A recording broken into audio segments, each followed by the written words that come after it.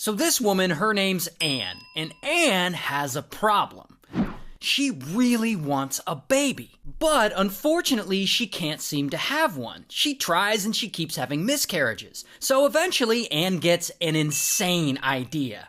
Why not just steal one? So one day in 1987, she does just that. She dresses up as a nurse and she goes down to the local hospital and she starts hanging out and starts trying to pass herself off as a hospital employee. And after about 3 weeks of doing this, she finally spots a baby she might be able to swipe. And the baby's name is Nettie. And Nettie's 19 days old, and she's in the hospital for treatment. She had like some kind of infection or something. And so anyway, now Anne wants Nettie. And so she waits. She waits around for the right moment. And around 3 a.m., when the hospital staff's shifts are changing, boom, she nabs Nettie out of her unit and she casually walks out of the building with her and no one suspects a thing. Then she takes her from New York City, where the hospital is, up to Connecticut, where she lives. Meanwhile, back at the hospital, pretty quickly the staff discovers there's a whole ass baby missing. And they're freaking out. They're like, yo, someone stole a baby! And they go and get a description of Anne from a few witnesses, but other than that, they got nothing.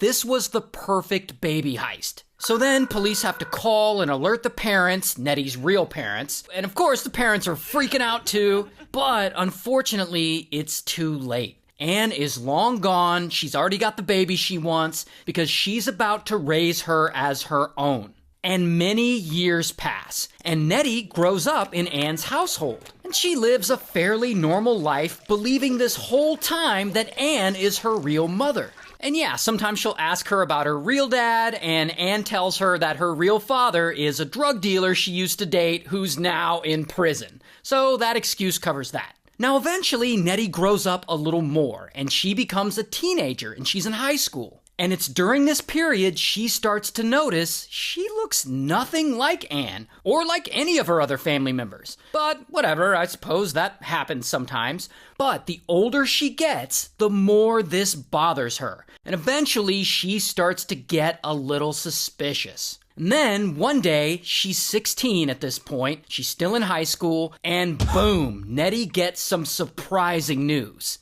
She's pregnant. I guess she had a little boyfriend for a while, and I guess he got her pregnant. Now, pregnancy and kids are really expensive, but Nettie finds out that she can apply to get free prenatal care from her state. All she needs to do is apply and provide some official documents, including her birth certificate. So she goes to her mom, and she's like, Mom, I need my birth certificate. And Anne's like, yeah, I'll handle it. But then, as the days go by, Anne doesn't handle it. And so Nettie reminds her again and again. I mean, this is very important to her, but her mom keeps brushing her off. And eventually Nettie just gets tired of waiting, and she's like, oh, fuck this. And she low-key starts going through Anne's stuff. And she ends up finding a document with her name and date of birth on it. And yeah, good enough. So she takes it to the county office to try and use it to get a copy of her birth certificate. And so she's there and she gives this document to the clerk, and the clerk checks their system and is like, ma'am, we can't find any record of you. And Nettie's like, do what now? And the clerk's like, there's no record of you. And Nettie gets pissed. Like, what do you mean they can't find a record of her? And so a supervisor has to come and intervene, and supervisor's like, not only is there no record of you, this document you gave us is fake. And he straight up accuses Nettie of trying to fake her identity. And so naturally, Nettie gets mad, and she leaves, and she goes home. A few days later, Anne finally agrees to tell Nettie what the hell is going on. Why she doesn't have a real birth certificate, and why there's a fake document with her name on it. So that night, she comes into Nettie's room, and she just starts crying. And that's when she tells her she's not her biological mom. But she says your real mom left you and never came back. And to make it worse, she doesn't tell her much else. Like, she says her real mom was a drug addict who abandoned her, and then she just kind of ends on a cliffhanger. And Nettie's like, what the fuck?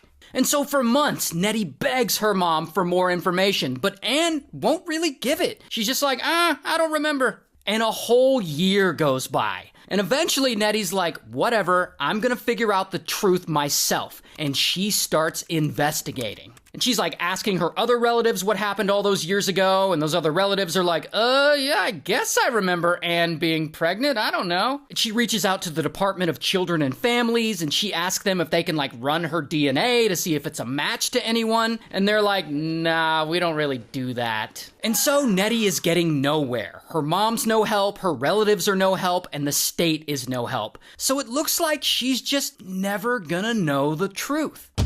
Until 7 years go by, and she's 23 now. And at this point, Nettie has long had her baby, she's moved to a different city, and she started her adult life. But of course, she still wonders, what the hell was Anne talking about? Who was her real mom, who's supposedly a drug addict who abandoned her when she was born?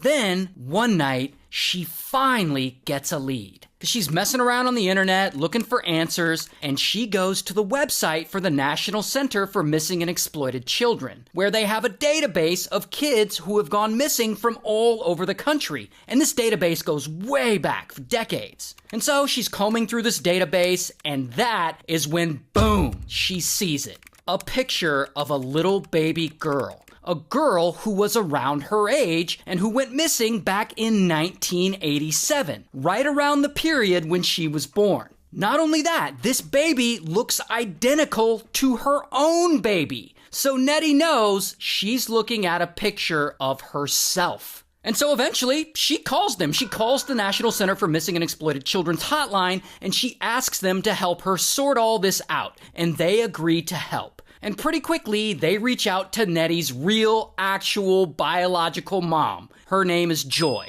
And so they reach out to Joy and they're like, I think we found your missing daughter from 23 years ago. And Joy's like, no fucking way. So then Nettie and Joy, they start communicating and emailing back and forth, and soon they're talking on the phone all the time. And eventually Nettie flies from Atlanta to New York to meet her real mom in person. And she also gets to meet her real dad. His name's Carl. And here's an actual picture of Nettie, Joy, and Carl together.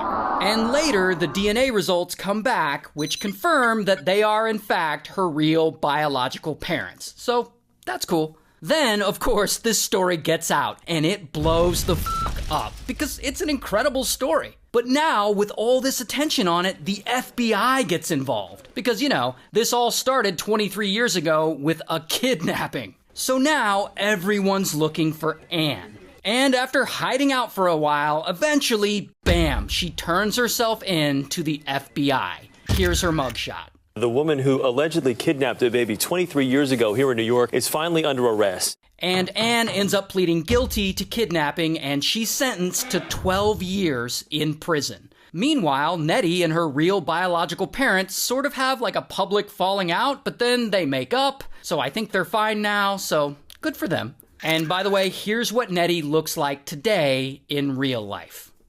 And a huge shout out to Leonardo.ai for sponsoring this video. If you make videos and you want to make really badass art for those videos, like this, or like this, look at how cool that is. Sign up for Leonardo.ai.